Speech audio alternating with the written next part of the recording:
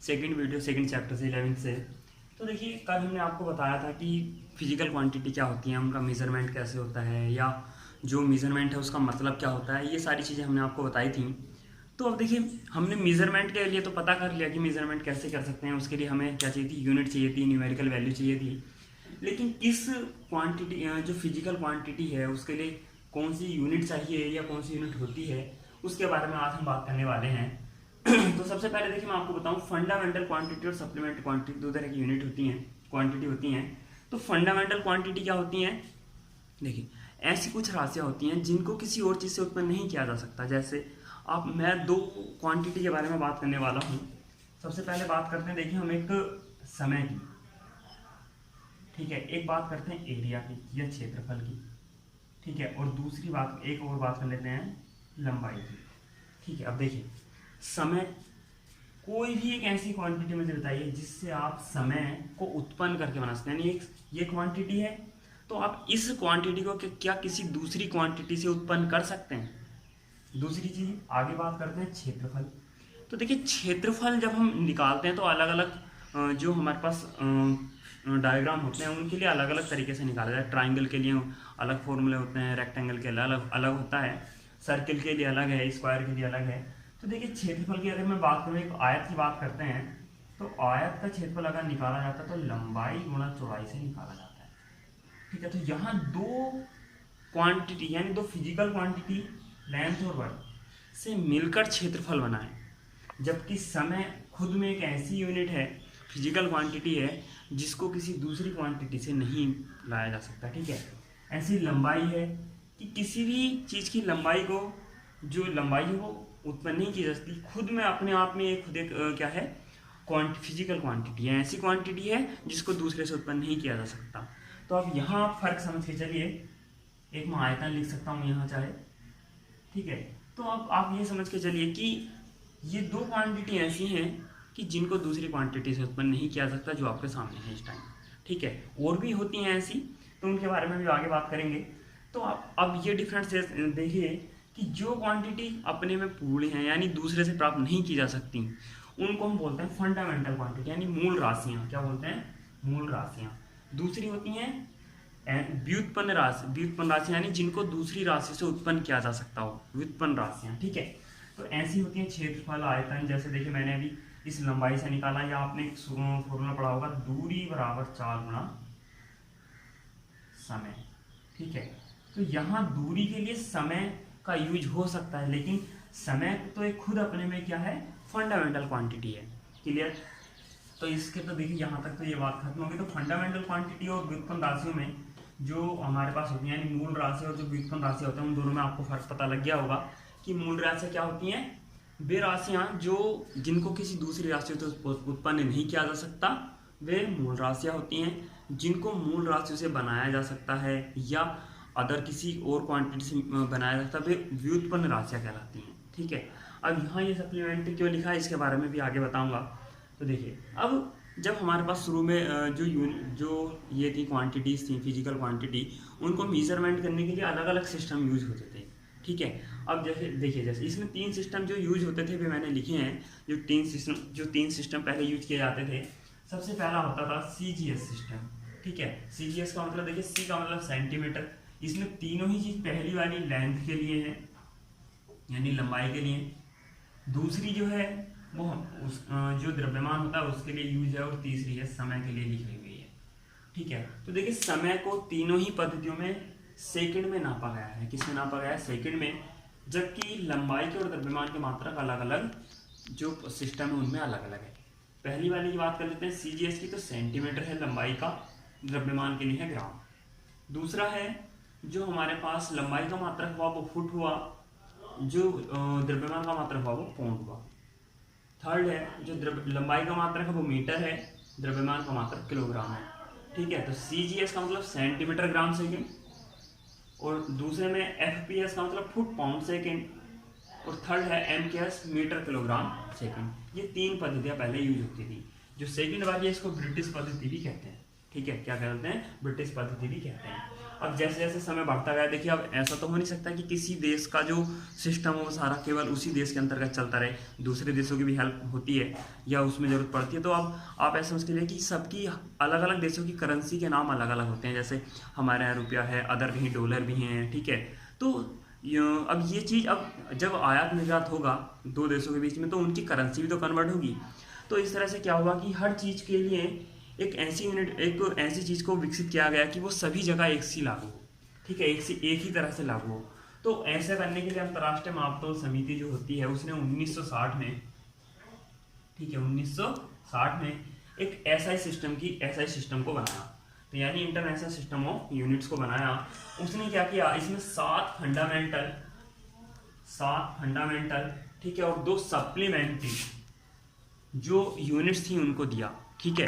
अब उसमें क्या क्या थे देखिए, तो 7 फंडामेंटल राशियों के लिए 7 फंडामेंटल यूनिट्स थी और 2 सप्लीमेंट्री क्वांटिटीज के लिए 2 सप्लीमेंट्री यूनिट्स थी, ठीक है।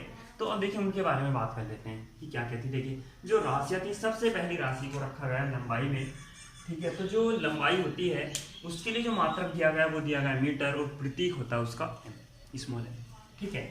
अब दूसरा जो था वो था द्रव्यमान, मात्रक रखा गया उसका एसआई सिस्टम में किलोग्राम, ठीक है, और रिप्रेजेंट करते हैं केजी से।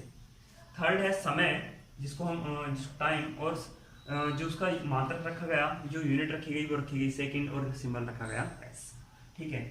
जो हमारे पास इलेक्ट्रिक करंट फोर्थ क्वांटिटी है उसको एम्पियर, ये मैंने आपको जब शायद आपने 10th वाली वीडियो देखी हो तो उसमें मैंने आपको बताया था आंध्र ये एम्पियर इनके नाम, इस जो यूनिट है एम्पियर वो क्यों पड़ी थी, ठीक है, उसमें आप देख लीजिए अगर किसी को देखना भी है तो देखिए इसको रिप्रेजेंट करते हैं कैपिटल ए से, ठीक है। उसमें ताप या आप ताप कह लीजिए केल्विन, ये केल्विन भी वैज्ञानिक के नाम पर ही रखा गया, वैज्ञानिक थे, ठीक है। उसके बाद इसको रिप्रेजेंट किया गया के से।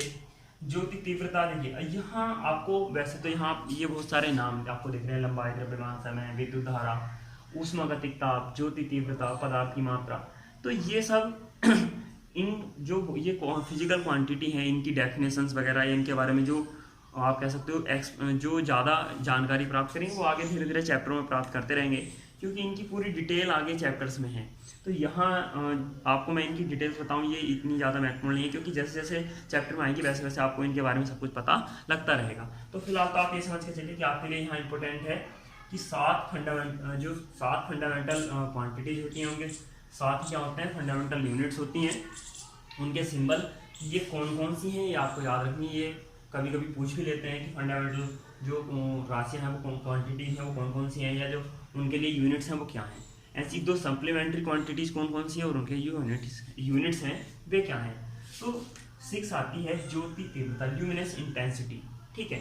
इसकी जो यूनिट होती है वो होती है कैंडेला, ठीक है। CD इसको रिप्रेजेंट करने का तरीका होता है, दोनों ही स्मॉल होते हैं CD। फिर है नेक्स्ट पदार्थ की मात्रा, अमाउंट ऑफ सब्सटेंस, ठीक है। मात्रा होता है मोल, रिप्रेजेंट करते हैं mol से। अब देखिए ये तो इनकी जो डेफिनेशन है कि एक मीटर क्या होता है, 1 किलोग्राम क्या होता है, 1 सेकंड क्या होता है, एम्पियर, केल्विन, कैंडेला, मोल क्या होते हैं, इनकी डेफिनेशन जो मैं आपको पीडीएफ कराऊंगा उसमें लिखी हुई है, बाकी मैं समझाने की कोशिश करूँगा कि आपको समझ में आए। तो देखिए जो ये इनकी जो डेफिनेशन है वैसे तो कभी जहाँ तक मुझे उम्मीद है कि अभी तक ऐसे पूछी नहीं जाती हैं, लेकिन फिर भी आपको मैं उपलब्ध कराऊंगा कि हाँ इनकी डेफिनेशंस क्या हैं। आगे बात करते हैं, देखिए सप्लीमेंट्री जो हमारे पास क्वांटिटी हैं 2, तो समतलीय कोण और घन कोण। समतलीय कोण से मतलब जिसमें एरिया से रिलेटेड वगैरह हो, ठीक है।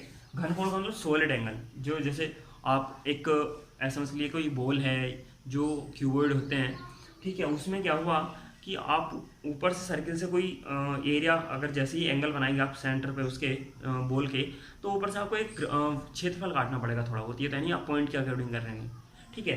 तो जो आप एरिया के अकॉर्डिंग काटते हो और वो सेंटर पर एक शंकु टाइप का जो बनाता है भाग इस तरीके से, ये इस तरीके से, तो ये सॉलिड एंगल में आता है, ठीक है। अब आप अगर बात करें कि सिंपल समतलीय एंगल, तो ये एक आपका प्लेन एंगल हो सकता है, ठीक है। ये आपका प्लेन एंगल है। आप अगर यहाँ इस तरह से रिप्रेजेंट कर दें इसको, तो ये आपका सॉलिड एंगल को रिप्रेजेंट करने लगेगा। ये आप इस तरह से ये इस तरह से ये कंडीशन हो सकती है आपकी, आपको इस तरह से दिखेगा कि जैसे जो जोकर वाले कैप होते हैं या बर्थडे वाले कैप आते हैं बच्चों के, उस तरह की जो आकृति होती है वो सॉलिड एंगल को रिप्रेजेंट करती है। जो पूरा गोल सर्किल है ये सॉलिड एंगल को रिप्रेजेंट करेगा, ठीक है। अब इसका जो समतलीय कोण है ये जो होता है ये रेडियन होता है। क्या होता है? रेडियन होता है। इसका जो मात्रक होता है और रिप्रेजेंट करते हैं RAD से। जो घन कोण होता है उसको रिप्रेजेंट, उसका जो मात्रक होता है वो होता है स्टेरेडियन और रिप्रेजेंट करते हैं SR से, ठीक है। तो देखिए अब यहाँ एक चीज़ और मैं बता दूँ आपको कि मैंने जब आपको बताया था कि मात्रक किसे कहते हैं, तो मात्रक को मैंने आपको बताया था कि एक किसी, जैसे अब यहाँ लंबाई है तो एक फिक्स लंबाई को मानक माना गया होगा, ठीक है। मानक माना गया होगा और उस मानक को नाम दिया गया है मीटर। तो वो लंबाई कितनी है उसके आधार पर इस मीटर की क्या होगी? डेफिनेशन होगी। ऐसे ही द्रव्यमान है, मास है, तो इसकी एक फिक्स मात्रा को लेकर क्या हुआ होगा? एक मानक माना गया होगा उस मात्रा को, और उस मानक मात्रा को क्या माना गया होगा? मात्रक का नाम दिया गया किलोग्राम। इसी के ऊपर उसकी मात्रा जो उसकी डेफिनेशन है वो डिपेंड होगी। वैसे ही सभी में इसी तरह की जो एक कोई ना कोई मानक माना गया होगा किसी न किसी चीज़ को फिक्स मानकर, उसी के नाम दिए गए हैं, ठीक है। क्लियर? तो ये चीज़ जो मैंने कल आपको बताई थी कि मानक मानना, तो वो इसलिए मैंने बताया आपको कि यहाँ जब एक, जैसे कल मैंने आपको बताया था कि मान लिया ये एक लेंथ आपको मेजरमेंट करनी और मैं इस लंबाई को मानक मान के चलूँ और इसको नाम दे दूँ कोई भी, या समझ के चलिए इसी को मीटर नाम दिया गया हो, तो आप इससे कंपैरिजन करेंगे 1 2 ऐसे करके 3 4 5, तो अगर ये 5 बार पूरा होता है तो 5 मीटर इसकी लेंथ होगी। आप ये एग्जाम्पल के तौर पर बता रहा हूँ, ठीक है। तो बाकी आज की जो वीडियो है उसमें इतना ही। कल बात करेंगे इनकी डेफिनेशंस के बारे में और आगे जो भी इस चैप्टर में है। थैंक यू फॉर वॉचिंग और लाइक और सब्सक्राइब के साथ शेयर करना ना भूलें।